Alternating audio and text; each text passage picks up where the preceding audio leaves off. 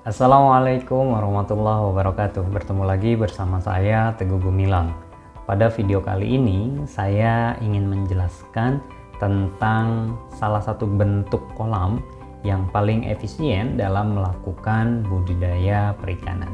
Kita tahu banyak sekali jenis dan bentuk kolam yang dipergunakan dalam melakukan budidaya perikanan, mulai dari yang persegi, kemudian persegi panjang, ada juga yang bundai, yang lonjong, bahkan yang berbagai jenis bentuknya.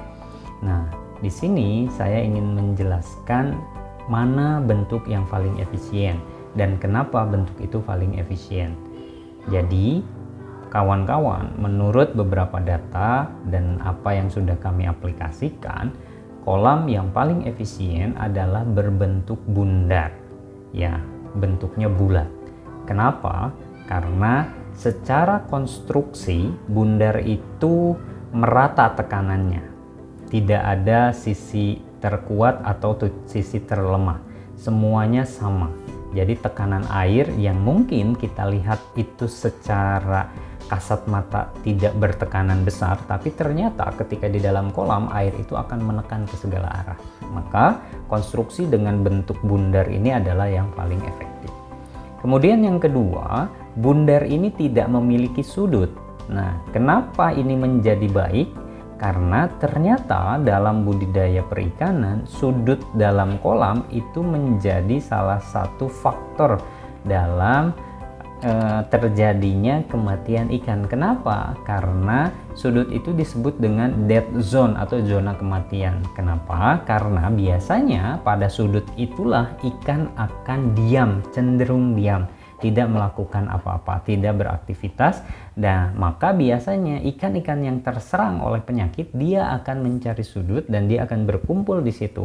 Ini yang menjadi permasalahan selanjutnya ketika kita melakukan budidaya pada komoditi ikan yang kanibal, sehingga ikan yang berada di pojok sudut itu akan diserang.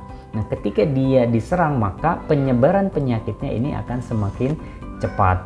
Maka alangkah lebih baiknya dengan menggunakan kolam berbentuk bundar mengecilkan resiko terjadinya zona kematian itu.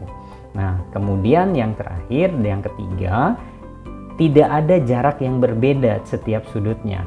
Kita bisa bayangkan dengan ukuran yang bundar, bentuk yang bundar, maka semua titiknya itu sama, jari-jarinya itu sama. Berbeda ketika kita berbentuknya persegi panjang atau persegi, akan ada sisi terluar, akan ada sisi terpanjang, di mana sisi miring itu selalu lebih panjang. Nah, ini akan berdampak ketika kita melakukan penyebaran oksigen dengan menggunakan mesin aerator, maka titiknya akan semakin banyak karena luasan dari jangkauannya akan semakin berbeda. Nah, itulah beberapa alasan kenapa kami menyarankan untuk mempergunakan kolam dengan bentuk yang bundar. Mudah-mudahan penjelasan tentang kolam bundar ini menjadi hasanah ilmu bagi kawan-kawan yang ingin melakukan budidaya perikanan. Terima kasih sudah menyaksikan video ini. Nantikan tips dan trik lainnya di video-video selanjutnya. Sekian, wassalamualaikum warahmatullahi wabarakatuh.